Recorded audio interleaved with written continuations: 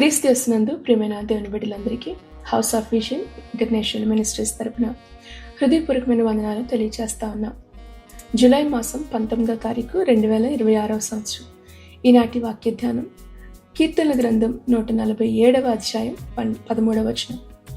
ఆయన నీ గుమ్మములను బలపరిచి ఉన్నాడు, నీ మధ్యన నీ పిల్లలను ఆశీర్వదించి ఉన్నాడు. నీ మధ్యనున్న దేవుని ఆశీర్వాదం లేదా నీకు నీ పిల్లలకి కలిగే దీవెన. ఈ వచనం ఇజ్రాయేలీయులను దేవుడు తిరిగి కట్టడానికి, సంఖ్యలో విస్తరణ, వారి యొక్క బిడ్డలు గర్భఫలాన్ని ఆశీర్వదించడంలో దేవుడిచ్చిన వాగ్దానం. ఈ రోజున కూడా మనందరికీ, దేవుని బిడ్డలమైన మనందరికీ దేవుడిస్తున్న వాగ్దానం. ఈ రోజుల్లో చాలా మంది పిల్లల యొక్క భవిష్యత్తు కొరకు చాలా కలవరపడతా ఉంటాం. వారి యొక్క చదువు, ఉద్యోగాలు, లేదంటే వివాహాల విషయంలో, విదేశీ ప్రయాణాల విషయంలో చాలా నిరాశకు గురైన వాళ్ళు చాలా మంది ఉన్నారు. ఎన్నో ప్రయత్నాలు చేసి అలసిపోతున్న వాళ్ళు ఉన్నారు. ఇంకా దేవుని కార్యాన్ని పిల్లల విషయంలో చూడలేకపోతున్నామేంటి అనే వేదనలో కూడా చాలా మంది ఉన్నారు. అయితే ఈ వాగ్దానం మనకి గుర్తు చేస్తున్నది ఏంటంటే, నేను నీ మధ్యన ఉన్నాను గనుక నీ పిల్లలు ఆశీర్వదించబడతారు. మన పిల్లలు ఆశీర్వదించబడాలి అంటే కండిషన్, ప్రభువు మన మధ్యన ఉండాలి. ఇద్దరు ముగ్గురు ఏకీభవించిన చోట ప్రభు ఉంటానని వాగ్దానం చేస్తా ఉన్నారు కదా. పిల్లలతో పాటు దేవుని సన్నిధిలో మనం ఉన్నప్పుడు ప్రభు మనతో ఉంటారు. అప్పుడు మనకి పిల్లలు, కుటుంబాలు దీవించబడతాయి. ఒబేదెదోమును గురించి 2 సమూయేలు గ్రంథం 6వ అధ్యాయం 11వ వచనంలో కనుక మనం చూస్తే, 3 నెలలు మాత్రమే మందసము ఒబేదెదోము ఇంట్లో ఉంది. కానీ అద్భుతమైన ఆశీర్వాదం ఒబేదెదోము తన ఇంటి వారు అనుభవించారు. ఆ వార్త దేశం అంతా కూడా ప్రకటించబడ్డమే కాకుండా ఒబేదెదోము దీవించబడుతున్నాడు అన్న విషయం దావీదు దాకా వెళ్ళింది. దేవుడు ఎక్కడైతే ఉన్నారో ఆ కుటుంబాలు దీవించబడతాయి, వారి బిడ్డలు ఆశీర్వదించబడతారు, ఉన్నతమైన స్థితిలోకి, స్థానంలోనికి నిలబెట్టబడతారు. ఈ రోజుల్లో చాలా మంది కుటుంబాల్లో నెమ్మది లేదు, సమాధానం లేదు, చాలా విభేదాలు. కారణాలు ఏంటంటే గనక, కుటుంబంలో వ్యక్తుల మధ్యలో ప్రభు ఉండాలా, క్రీస్తు ఉండాలా. క్రీస్తు అనే బండపైన కుటుంబాలు కట్టబడాలి. కానీ ఈ రోజున ఉంటున్నది ఈగో ప్రాబ్లమ్స్. ఈగో ఉంటుంది, నేనే గెలవాలి, నా మాటే గెలవాలి. అలాంటి వారి మధ్యలో ప్రభు ఉండలేడు కదా, అందుకే సమాధానం కోల్పోతా ఉన్నారు.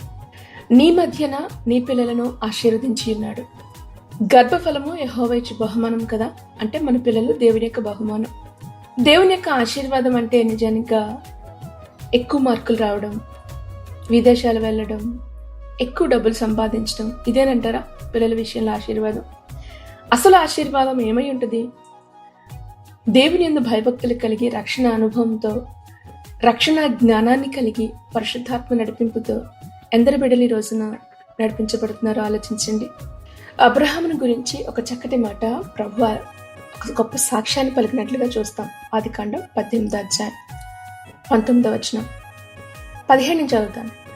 అప్పుడు యెహోవా, నేను చేయబో కార్యము అబ్రహామునకు దాచెదనా?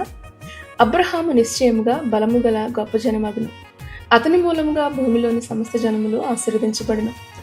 ఎట్లనగా యెహోవా అబ్రహామును గురించి చెప్పినది అతనికి కలుగజేయనట్లు తన తరువాత తన పిల్లలను, తన ఇంటి వారును నీతి న్యాయములు జరిగించుచు యెహోవా మార్గమును గైకొనుటకు అతడు వారికి ఆజ్ఞాపించినట్లు నేను అతనిని ఎరిగియున్నాను. అబ్రహాముని దేవుడు చూశాడు, గమనించాడు, కనిపెట్టాడు. తన ఇంటి వారంట దేవుని యొక్క మార్గాలలో నడవడానికి అబ్రహాము వారికి ట్రైనింగ్ ఇచ్చాడు, నేర్పించాడు, ఆజ్ఞాపించాడు. అది ప్రభు చూశాడు.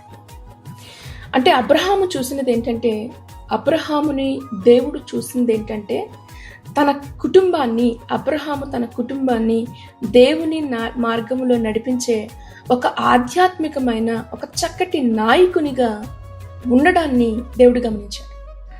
దేవుడు అబ్రహాముని ఎందుకు అనుకున్నాడంటే, అబ్రహాము మాత్రము దేవుని యందు భయభక్తులు కలిగి ఆయన మార్గంలో నడిస్తే సరిపోతుందా? కాదు కదా. తన పిల్లలు కూడా నడవాలి, తన ఇంటి వారు నడవాలి, తన వస్తున్న వెనక ఉన్న జనరేషన్స్ అన్నీ కూడా ప్రభుని వెంబడించాలి. అందుకు అబ్రహాముని దేవుడు అనుకున్నాడు.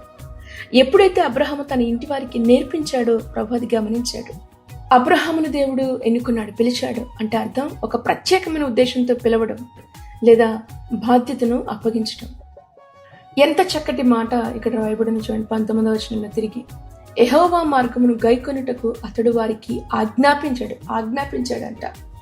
అంటే అది ఇవ్వబడిన చాయిస్ కాదు, సరే మీకు ఇష్టం ఉంటే చెయ్యండి అన్నది కాదు. ఖచ్చితంగా ఇది చేయాలి. ఇది తన ఇంటి వారికి నేర్పించింది. శిక్షణ ఇవ్వడం, దేవుని యొక్క భయంలో వారిని నాటడం. ఈ రోజున నిజంగా ఎంతమంది తల్లిదండ్రులు ఈ రీతిగా తమ పిల్లలకి నేర్పించగలుగుతున్నారు? సలహా ఇచ్చి వదిలేస్తున్నామేమో, ఇది చేస్తే మంచిది అని వదిలేస్తున్నామేమో. అది కాదు కదా దేవుడు మనకు అప్పగించిన బాధ్యత.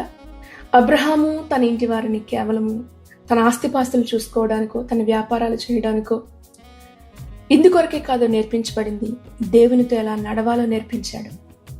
ఈ రోజున చాలా మంది పిల్లలు, ఈ తల్లిదండ్రులు ఈ విషయంలో ఫెయిల్ అవుతా ఉన్నారేమో. మంచి మంచి చదువులు చదివిస్తున్నారు, చక్కటి ఉద్యోగాలు వేయిస్తున్నారు, చాలా చక్కటి వివాహాలు జరిగిస్తూ ఉన్నారు, మంచిగా వాళ్ళ కొరకు కూడబెడుతున్నారు, మంచి సంపాదన, ఆస్తిపాస్తులు సంపాదిస్తున్నారు. కానీ వారికి దేవుని మార్గాన్ని నేర్పించగలుగుతున్నారా? ఆజ్ఞాపించగలుగుతున్నారా? ఇది మాత్రమే మీరు చేయాలి, ఇది ఖచ్చితంగా మీరు చేయాలి అనే ఆజ్ఞ పిల్లలకు మనం ఇవ్వగలుగుతున్నామా? మరలా చదువుతున్నాను, ఆదికాండం 18:19. తన తరువాత తన పిల్లలను తన ఇంటి వారును నీతి న్యాయములు జరిగించచ్చు. తన తర్వాత, ఒకవేళ అబ్రహాం మరణించిన తర్వాత కూడా దేవుని యొక్క భయం ఆ ఇంట్లో ఉండాలి. ఇది అబ్రహాం యొక్క ఉద్దేశం.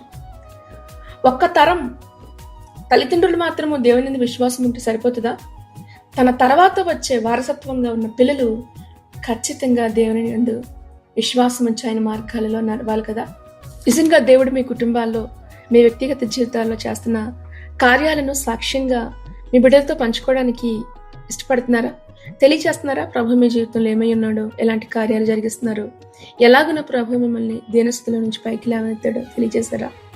కీర్తన గ్రంథం 78:4 యెహోవా స్తోత్రార్హ క్రియలను, ఆయన బలమును, ఆయన చేసిన ఆశ్చర్య కార్యములను దాచకుండా వాటిని వారి పిల్లలకు మేము చెప్పెదము. రాగల తరములలో పుట్టబోవు పిల్లలు దాని నెరుగునట్లు వారు లేచి తమ పిల్లలకు దానిని వివరించినట్లును, వీరును దేవుని యందు నిరీక్షణ గలవారే దేవుని క్రియలను మరొకయుండి.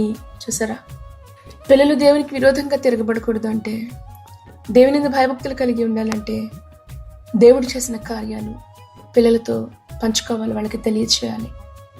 ద్వితీయోపదేశకాండం 6 మోషే ఖచ్చితంగా ఒక ఆజ్ఞ ఇస్తాడేమన్నా తెలుసా?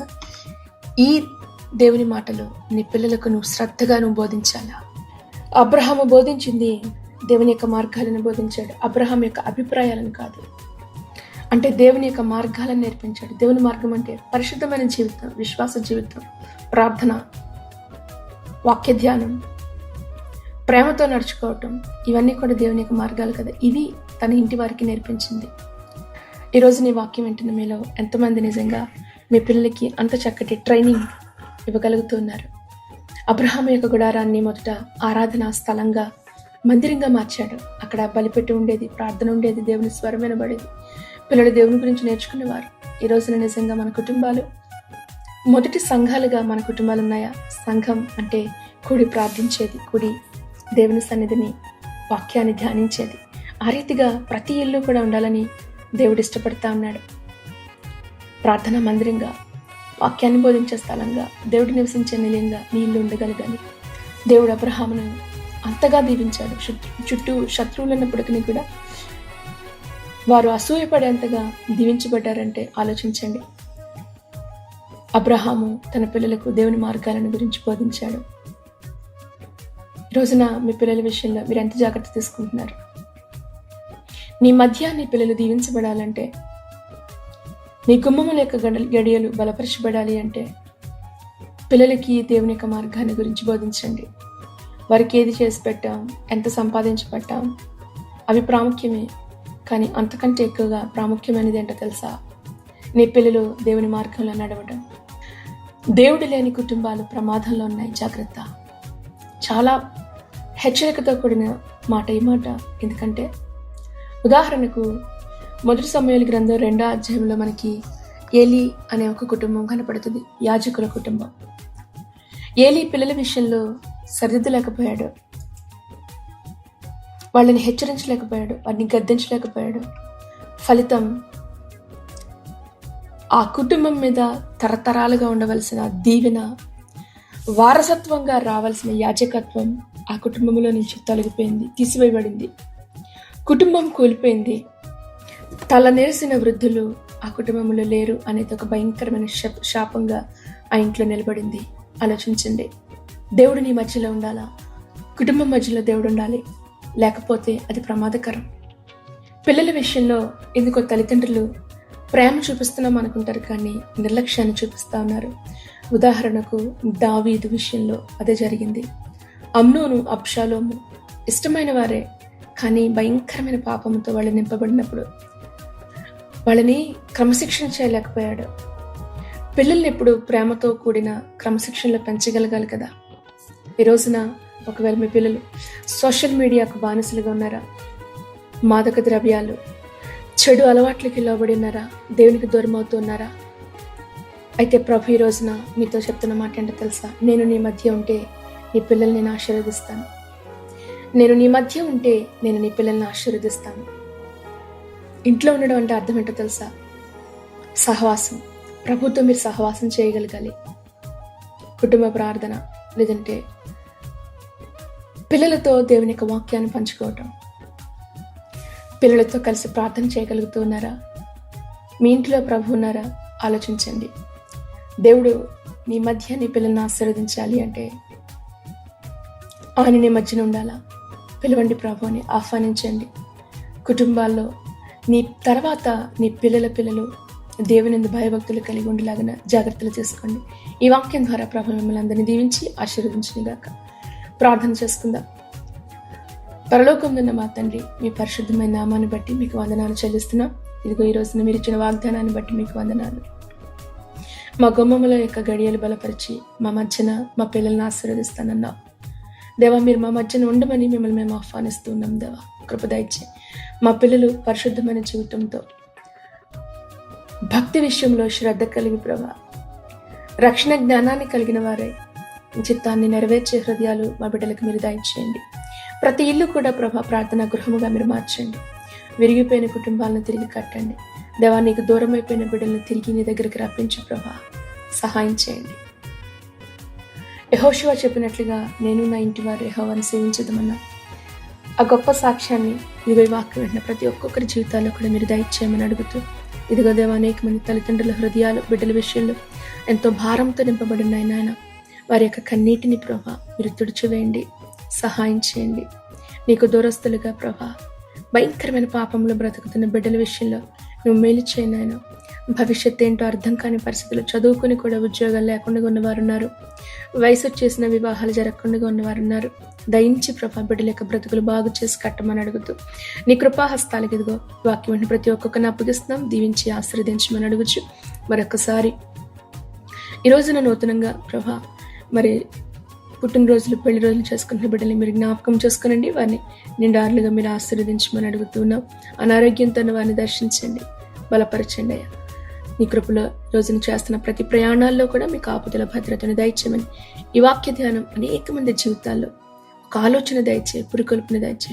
తల్లిదండ్రులుగా వారి యొక్క బాధ్యత ఏంటో మీరు తెలియచేయమని ప్రభువైన యేసుక్రీస్తు నామంలో ప్రార్థించి నిత్యుడగిన యేసు నామంలో ప్రార్థించి వేడుకొంచున్నాం మా పరమ తండ్రి. ఆమేన్, ఆమేన్, ఆమేన్. ప్రభువైన యేసుక్రీస్తు కృప మీ అందరికీ తోడేండి నడిపించును గాక. ఆమేన్.